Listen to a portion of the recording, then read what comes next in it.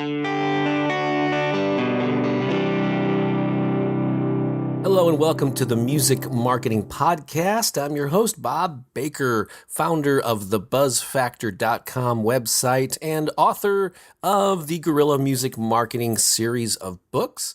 Thanks so much for tuning in. I greatly appreciate your patronage here. Whether you're listening while you're driving or walking or working out or doing something else, I know you have a lot of choices in what to fill your ears with while you do stuff. And I'm so glad that you chose me and make this one worth your while. On this episode, I'm going to cover 7 ways to sell original music online. We're going to talk about the places that you can submit your music or get your music available for sale and all the major retailers, some ways to approach these places yourself, some more DIY options, and then a couple of tips at the end about how to inspire sales from your fans. So I think you'll get a lot out of this one. Before I jump into that list, I just want to tell you about, I promised to make this quick. One is the Guerrilla Music Marketing Handbook. If you own a copy, thank you very much. However, I'm running a special right now called the Guerrilla Music Marketing Handbook Bundle, in which I will send you a physical paperback copy of the book, free shipping, no matter where you live in the world, along with some really cool downloads and bonuses. And so if you go to thebuzzfactor.com, either look for a link to the handbook in the right column or just click the book tab at the top there, and very close to the top of that page, you'll see a link to the handbook page with more information about that. And for one low price, you get all this cool stuff and an actual physical copy of the book that you can hold in your hand. Alrighty then, are you ready to dig into the 7 ways to sell original music online? I hope so. So this is assuming that you have original music in recorded form that you are ready to sell. Maybe you're already selling it. And depending on where you are on the evolutionary scale of your career, this may be real simple meat and potato stuff. Maybe you're already aware of some of these things. However, I encourage you to listen to the episode anyways. You might pick up a couple of pointers or learn some things that perhaps you didn't know. And especially if you're early in your career, still wondering about your different options, I think this will be a good overview of how to sell music online. Now, this is not about how to promote and market music. That's a whole nother topic. I'm specifically talking in this episode about the websites, the online music retailers, different ways that you can actually sell and create the mechanisms where your fans can purchase your music either through a third party or directly from you. Got it? So it's not the full world of how to promote and sell music, but more the meat and potatoes stuff. And my apologies to any of you vegetarians or vegans out there. All right, so let's start getting down the list. So the thing that you probably, number one, the thing you primarily probably want to know is, how do I get my music available, like in iTunes and the Amazon MP3 store and the big retailers, I guess iTunes being the primary one. And so one of the best ways to do that is to go through what is called an aggregator. And an aggregator is a company that deals individually with the artists and the small record labels. They take all the files and get all the metadata and all that, and then they send it on to iTunes and Amazon and Rhapsody and even Spotify and all these different places. Like Google Play Store is another one. And so an aggregator is sometimes an easy one-stop shop kind of a solution to get your music into iTunes and these other big stores. The one that I always recommend, my favorite for a long time, is CD Baby. Derek Sivers founded that site back in 1998, and it was one of the first aggregators to supply independent music to iTunes back in the early 2000s or whenever they launched iTunes. And so that's the one that I always recommend you look into first. And they have other perks that come with it, but they get it into all the stores, and that's the main one that I usually send artists to. Another prominent one that's been around for years is called TuneCore. TuneCore.com. They're another aggregator. And the interesting thing is they both have different structures. So where CD Baby might have like a one-time fee to get set up in their system, and then they do take a percentage of the sales on an ongoing basis, where TuneCore is more of a, you pay I think, an upfront fee and or an annual fee, but they don't take any percentage out on a regular basis. So it might be more money up front for one of them.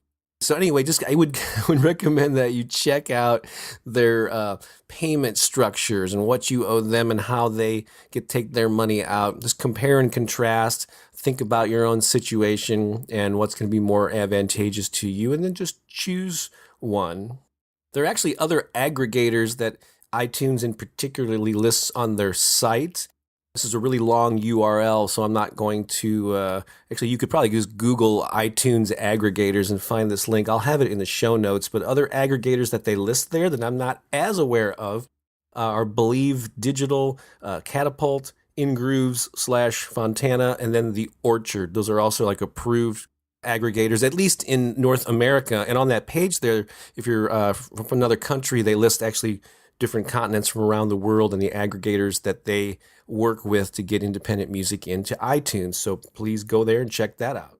So that's number one, use an aggregator. Number two is you can go directly to a couple of these big players. Like, for instance, I'm going to have another link in the show notes where you can go directly to Apple. And if you meet certain criteria, you can work directly with them. There's probably more hoops that you have to jump through to go that route. So you may decide that it's just not worth it and just go ahead and go with one of the aggregators, with CD Baby, with TuneCore, or one of the others.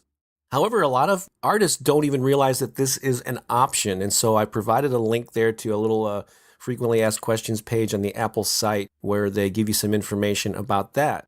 Also, another player in this market is the Google Play Store, and you can go directly to Google to get your music in that store. The aggregators will get it to them as well. However, you can go direct to Google. I'll have a link to the show notes in that. It's something like play.google.com/artists is the page that I'm going to be linking to there.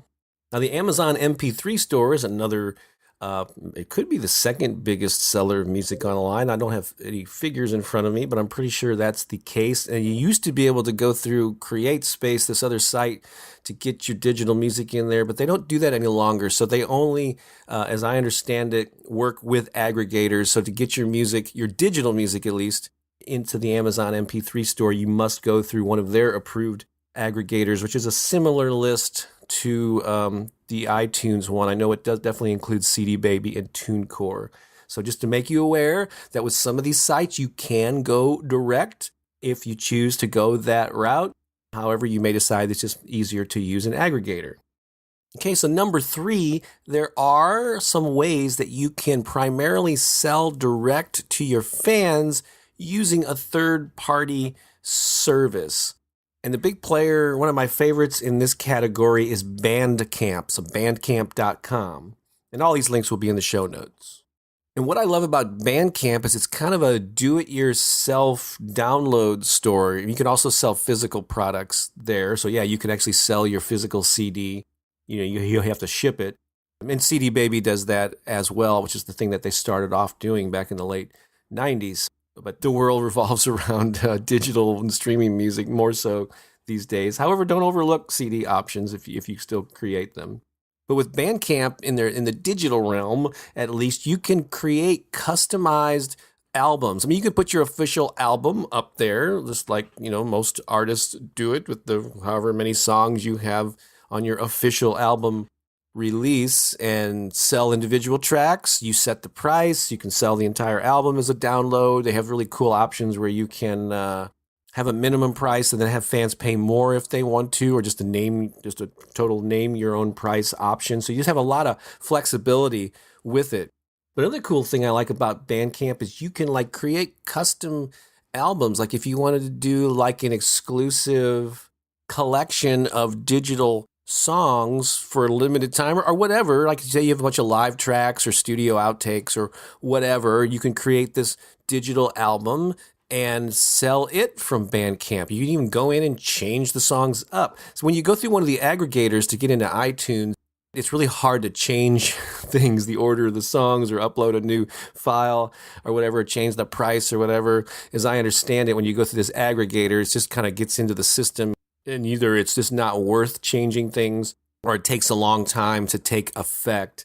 change the artwork or whatever. With Bandcamp, it happens instantaneously. So you can go in and create customized albums, update the files as you get new mixes or they get mastered or whatever.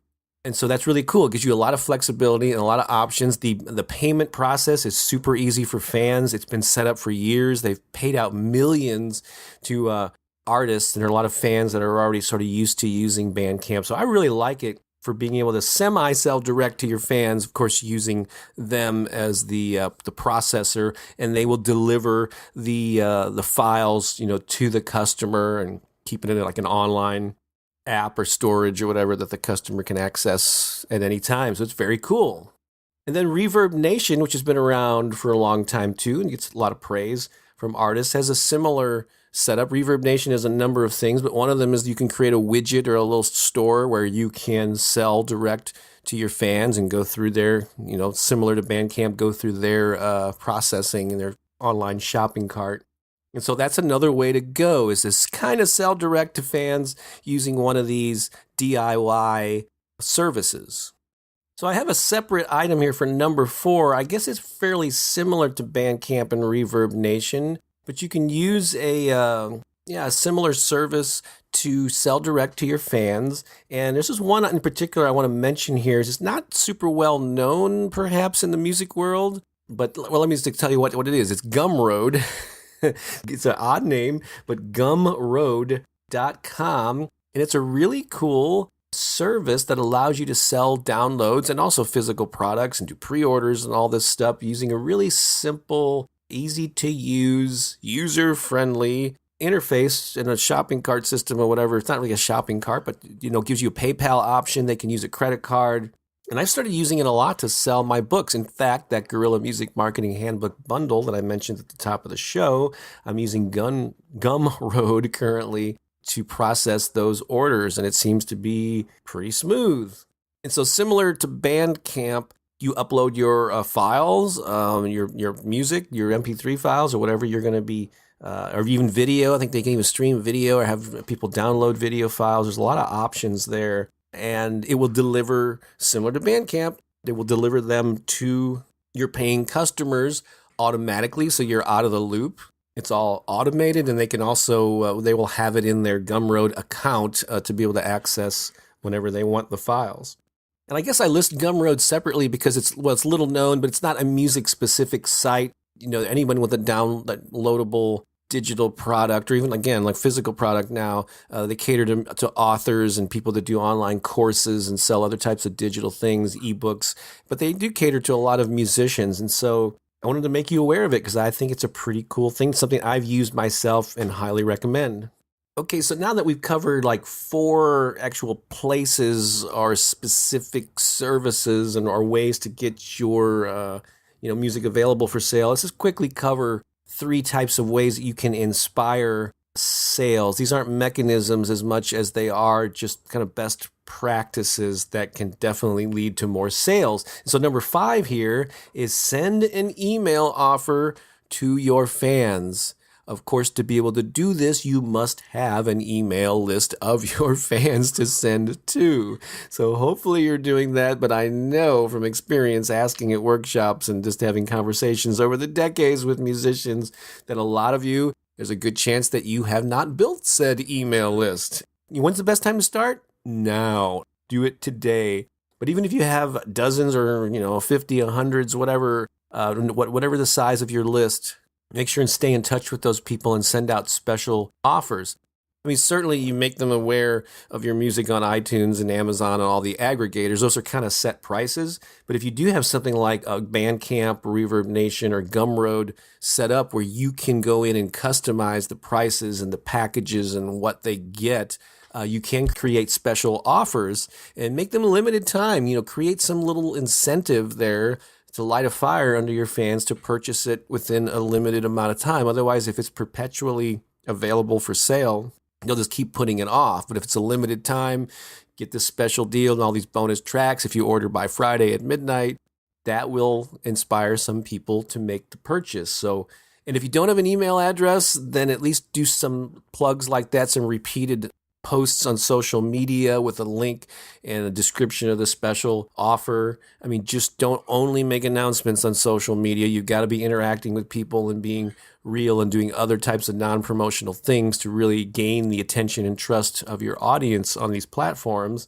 However, when you do have something for sale, don't shy away from letting people know about a special offer and the deadline date and all that good stuff. So basically, communicate with your fans with special offers, and particularly new releases and new albums, of course. But if you can create these special packages and offers throughout the year, it'll give you something new and fresh to promote on a regular basis. All right, number 6 in our big countdown is make good use of videos and music videos. And basically, you want to post things on YouTube in particular, unless you're a big, you prefer Vimeo or something else. But YouTube is the primary, site for videos, obviously. And so you want to post your songs or something on there. And I'll give you some options that you don't have to be traditional music videos, but with links to purchase them in 4 different places, okay? So let's say you created a music video, and even if it's just the song, like the mastered track is the audio of this YouTube video, and even if you're just taking like still images or just random maybe live shots that you intersperse over it, it doesn't have to be like a slick movie production. If you can do that, great, but it's not required. A lot of artists do like the lyric videos, where they just have text over the top of it with lyrics. You could take still images of different kinds and create a collage or a montage that goes over the top. That's what people are seeing as they're listening to the song. So you don't have to it doesn't have to be expensive and time consuming and slick unless you got the time and the equipment and the chops to do that.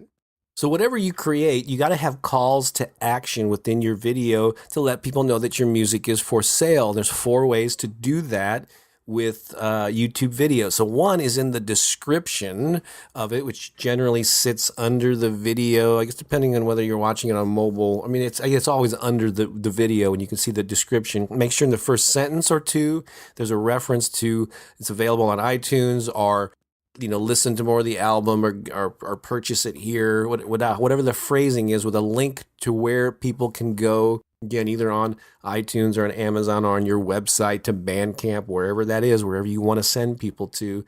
Make sure that's a clear call to action in the description of the video. There's 3 other things, though. When you create the video itself, in the same way that you can put like the lyrics to your songs in text as part of the actual visual portion of the video, you can actually have a call to action too. Perhaps at the end, as the song's fading out, have some text come up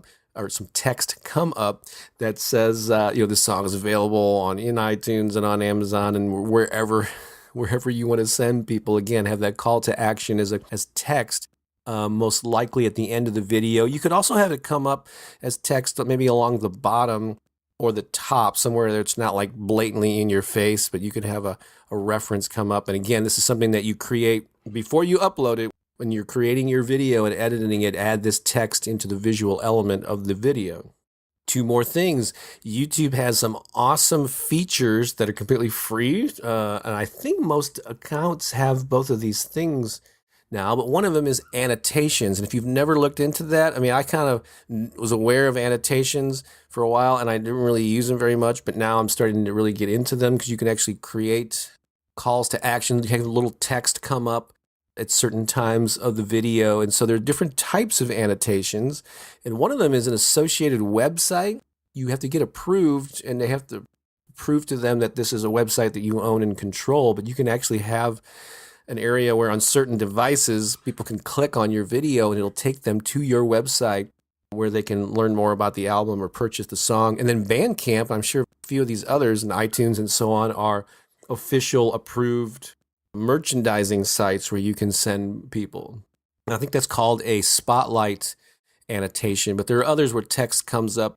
So I would look into annotations and do a little research about it. If you're not using them in your music videos, this would be a great time to start. And then another thing, which I think is rolled out to most users, is something called cards, where it's a similar thing to annotations, but it's a little different. It's a different tab somewhere in your editing, usually at the top somewhere, where you can click on and learn about that.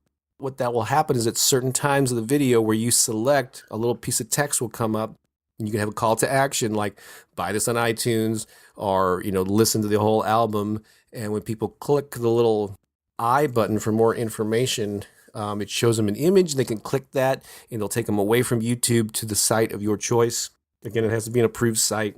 So yeah, these are all important. If you did all 4 of those things, which I'm doing in a lot of my videos now, it could inspire a lot more sales. Of course, that's assuming that people hear the song, watch the video, like it, and are interested in it. So the description, annotations, cards, and putting text within the video itself. So check out all those things. There's bound to be some of those that you're not aware of or you haven't been using. So this would be a good time to start educating yourself and going in there and playing with them. And last but not least is number 7 on the big countdown of how to sell your original music online. This is just a general best practice. If you want to sell more music online, be prolific and have a large catalog of music available. Now, you don't want to throw crap out there. However, if you're very diligent about recording music and can find a way to be more efficient in getting more of it out, you're going to sell more music. In fact, I was just talking to some friends the other night who I hadn't seen in a while, and I can't quote the figure, but I was amazed at how much they were making every month from a combination of downloads and even those small streaming royalty fees on Spotify and so on. I'm going, how in the hell are you making that much money?